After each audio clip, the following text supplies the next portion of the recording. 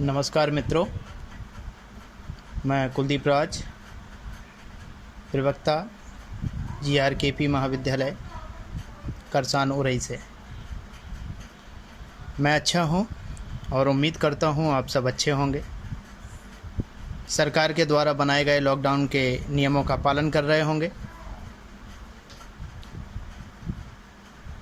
मित्रों, आधुनिक भारत के वीडियो चल रहे हैं। इसका पहला भाग मैंने बना के भेज दिया है। उम्मीद है आप लोगों तक पहुंच गया होगा। पहले भाग में कर्नाटक के तीनों युद्ध के बारे में मैंने जिक्र किया है। आज ये भाग नंबर 2 है, जिसमें मैं डुप्ले की नीति के बारे में चर्चा करने जा रहा हूँ। जैसा कि पिछली वीडियो में मैंने बताया कि डुप्ले फ्रांसीसी कंपनी का गवर्नर था, जो कर्नाटक में हुए दूसरे युद्ध में बुलाया गया। इसने फ्रांसीसी सेना का नेतृत्व किया। फ्रांसीसी सेना के लिए वास्तव में डुप्ले एक चमकता हुआ सितारा था। यह एक ऐसा व्यक्ति रहा जिसको वास्तव में यदि फ्रांसीसी सेना ने वापस ना बुलाया होता तो निश्चित है जो राज्य भारत पर ब्रिटिश कंपनी ने किया, वह राज्य कहीं ना कहीं फ्रांसीसी कंपनी भी कर सकती थी। सबसे पहले चर्चा कर लेते हैं डुप्ले के पर्सनल व्यक्तित्व के बारे में। कुछ इतिहासकारों ने इसे चमकता हुआ सितारा कहा, क्योंकि फ्रांसीसी कंपनी के लिए यह इकलौता ऐसा नीतिज्ञ था जो वास्तव में हस्तक्षेप की नीति का उपयोग करके भारत में अपने साम्राज्य का विस्तार कर रहा था। यह एक ऐसा व्यक्ति है जिसने पहली बार फ्रांसीसी सेना को अनुशासन में युद्ध करना सिखाया, अनुशासन में रह के कैसे लड़ा जाता है ये बताया। तो इसे हम एक अनुशासनमय व्यक्ति के रूप में देख सकते हैं। तीसरा पॉइंट इसके व्यक्तित्व के बारे में बनाया कि मुगल साम्राज्य की वास्तविकता को पहचानने वाला व्यक्ति। डुप्ले मुगल साम्राज्य को बहुत अच्छे से पहचान चुका था।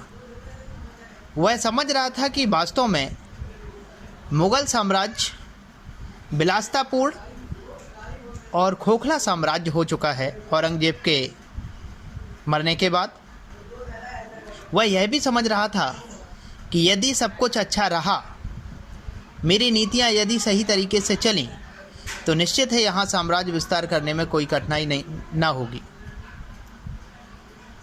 अगला पॉइंट है, इसे शासन के संगठनकर्ता के रूप में हम देख सकते हैं, क्योंकि डुप्ले ने 3 कर्नाटक के युद्ध लड़े, जिसमें से पहला फ्रांसीसियों ने जीता।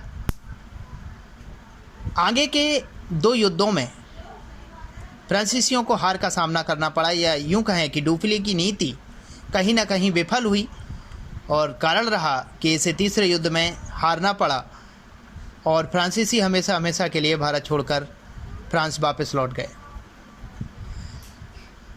चर्चा करते हैं डुप्ले की नीति के बारे में। डुप्ले की नीतियों के बारे में यदि हम चर्चा करें तो सबसे पहला पॉइंट बनता है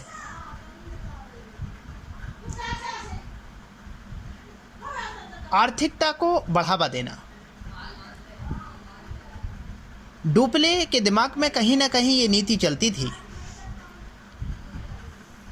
कि यदि युद्धों पे जो धन खर्च किया जा रहा है या युद्ध में जो धन खर्च हो रहा है,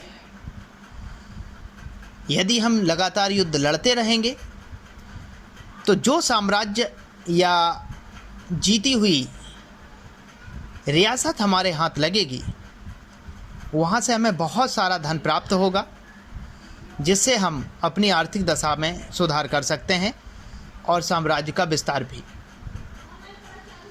दूसरा पॉइंट है व्यापार एवं राजनीतिक सत्ता को बढ़ाना।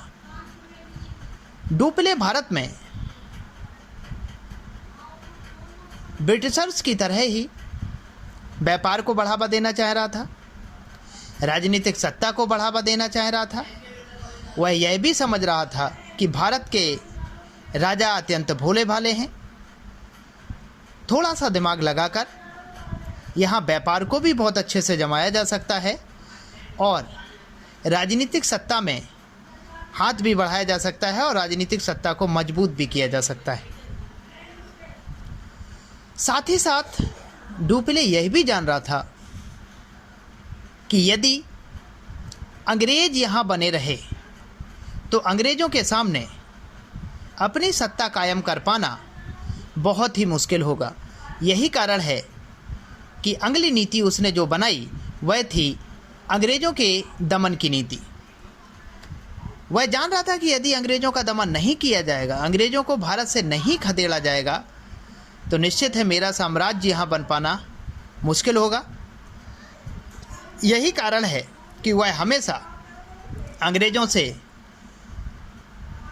युद्ध करने के या लड़ने के तरीके खोजता रहता था और भले ही उसने दूसरा युद्ध हार लिया हो या दूसरे युद्ध में उसे हार का सामना करना पड़ा हो, लेकिन कहीं ना कहीं ब्रिटिशर्स उससे डरने लगे थे, फ्रांसीसी कंपनी से।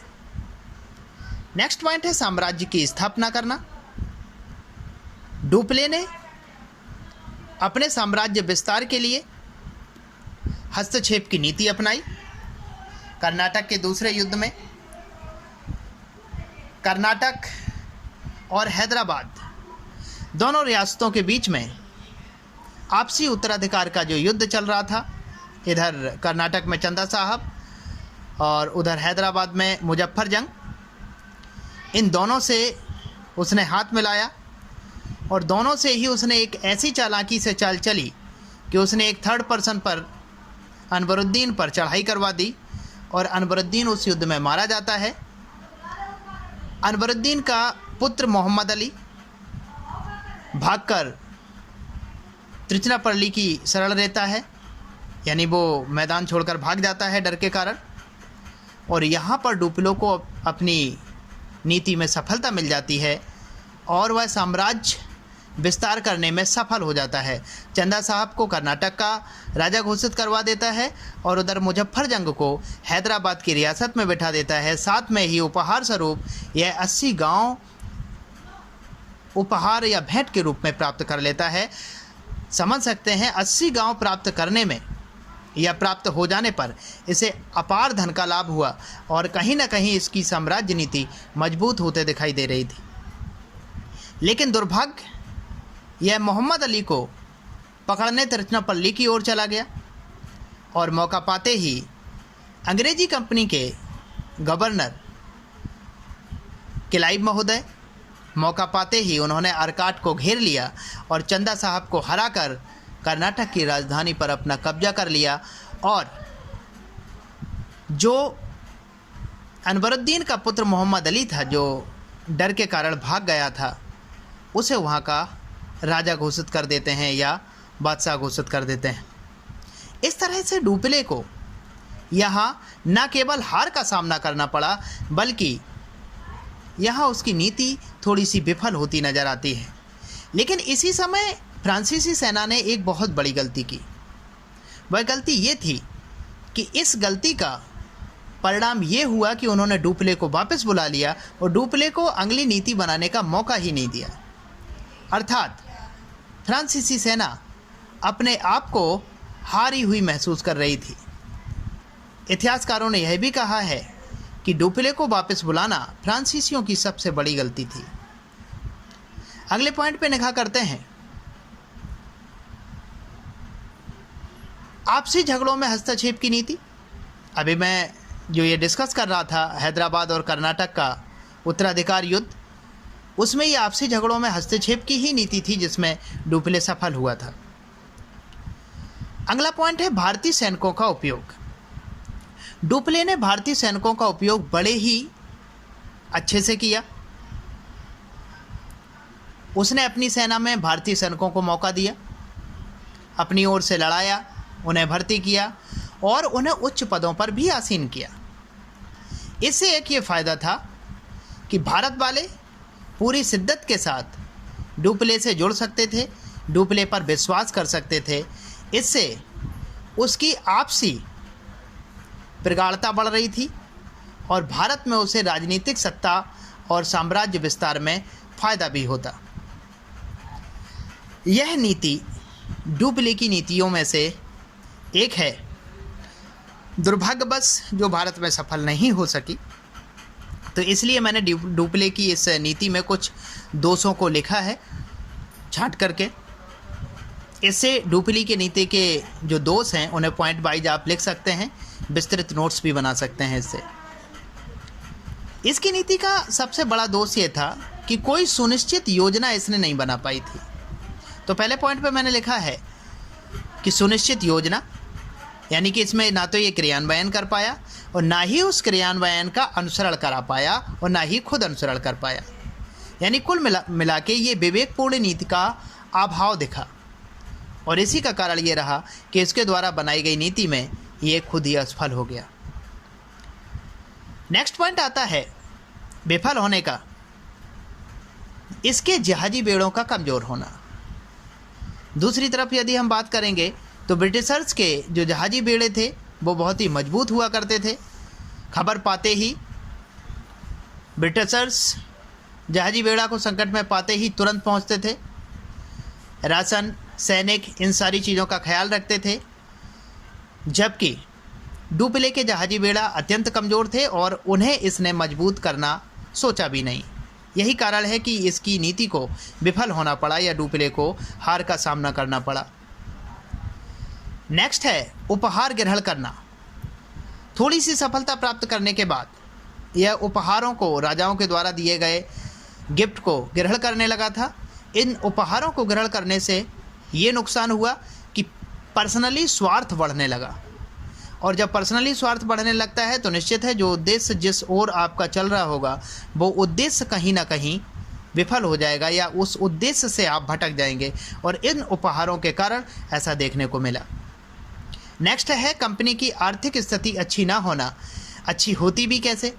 इधर युद्ध पे युद्ध हो रहे थे, धन का अभाव होता चला जा रहा था, धन अधिक खर्च हो रहा था और रियासतें जीत के रूप में बहुत कम हाथ लग रही थीं। रखा हुआ धन खर्च हो रहा था, बाहर से कहीं से धन आ नहीं रहा था। इस कारण से इनकी आर्थिक स्थिति बहुत ही ख़राब हो चुकी थी। यही कारण था कि इनकी बनाई गई नीतियाँ विफल हो गई। मित्रों, ये छोटा सा वीडियो डुप्ले के नीति के विषय पर था। मैंने आपको पूरा बताया कि डुप्ले ने अपनी नीतियों को कैसे बनाया, भारत में अपनी नीति कैसे लागू की और इसकी बनाई गई नीति विफल भी कैसे हुई। इसकी नीति के विफल हो जाने के पश्चात फ्रांसीसियों को भारत से हमेशा हमेशा के लिए वापस फ्रांस जाना पड़ा, और यही कारण था कि अंग्रेज़ों को भारत में अपने पैर जमाने का बहुत अच्छे से मौका मिला। इसी के साथ ही ये वीडियो मैं समाप्त करता हूँ। नमस्कार, खुश रहिए, मस्त रहिए। जितना जो भी वीडियो के माध्यम से हो या आपके पास जो खुद का साहित्य है, अच्छे से पढ़ते रहिए और अच्छे से नोट्स तैयार करते रहिए। मेरी शुभकामनाएं आपके साथ हैं। लॉकडाउन के नियमों का पालन करते रहिए। खुश रहें, मस्त रहें। नमस्कार।